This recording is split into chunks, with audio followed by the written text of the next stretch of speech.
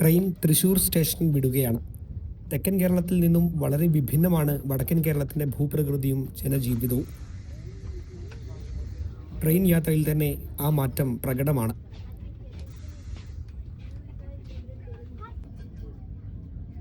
നീണ്ട വിശാലമായ പാടശേഖരങ്ങൾ ദൃശ്യമായി തുടങ്ങി.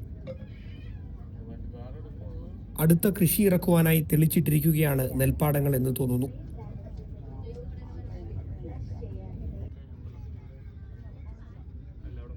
ട്രെയിൻ പ്രസിദ്ധമായ ഉത്രാളിക്കാവ് ക്ഷേത്രത്തെ കടന്നുപോകുന്നു.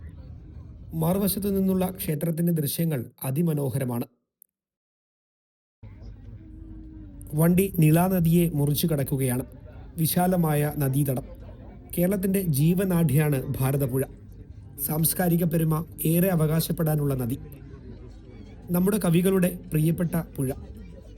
നീളത്തിൽ കേരളത്തിൽ 2ാം സ്ഥാനമാണ് നിലയ്ക്ക്. പശ്ചിമഘട്ടത്തിൽ തമിഴ്നാട്ടിലെ ആനമലക്കുന്നുകളിൽ നിന്നാണ് ഉത്ഭവം. പാലക്കാട് ഗ്യാപ്പിലൂടെ കേരളത്തിലെത്തി പാലക്കാട്, തൃശൂർ, മലപ്പുറം ജില്ലകളിലൂടെ ഒഴുകിപ്പരന്ന് അറബിക്കടലിൽ ചേരുന്നു.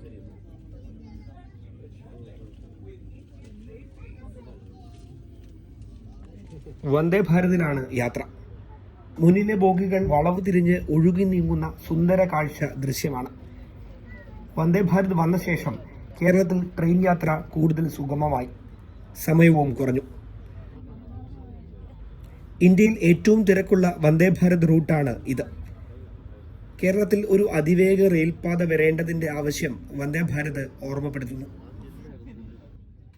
ഷൊർണൂർ സ്റ്റേഷനിലേക്ക് ട്രെയിൻ എത്തിച്ചേർന്നു. ഏതോ ഒരു പുതിയ തീവണ്ടി ഉദ്ഘാടനത്തിന് തയ്യാറെടുത്തു നിൽക്കുന്നു. പൂമാലകളൊക്കെ ഇട്ട് അലങ്കരിച്ചിട്ടുണ്ട്. കേരളത്തിലെ ഏറ്റവും വിസ്തൃതമായ റെയിൽവേ സ്റ്റേഷനാണ് ഇത്. 7 പ്ലാറ്റ്ഫോമുകൾ, 14 ട്രാക്കുകൾ. പ്രധാനപ്പെട്ട പല റെയിൽവേ ലൈനുകളും തമ്മിൽ ബന്ധിക്കുന്ന കേരളത്തിലെ ഒരു സുപ്രധാന റെയിൽ ജംഗ്ഷൻ.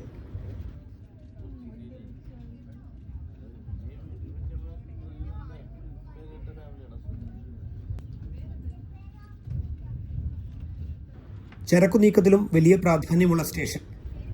വലിയ ലോറികളിൽ ട്രെയിനിൽ നിന്ന് ചരക്കു നീക്കുന്നത് കാണാം.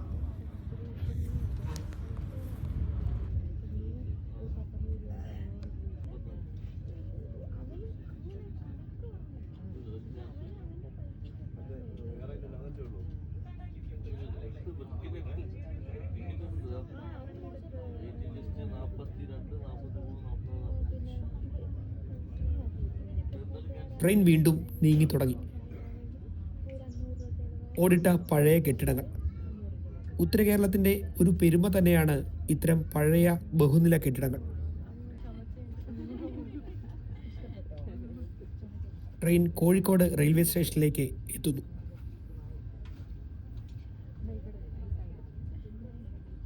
കേരളത്തിൻ്റെ സാഹിത്യരംഗത്തും സാംസ്കാരിക മേഖലയിലും ഏറെ സംഭാവനകൾ നൽകിയിട്ടുള്ള പട്ടണമാണ് കോഴിക്കോട്.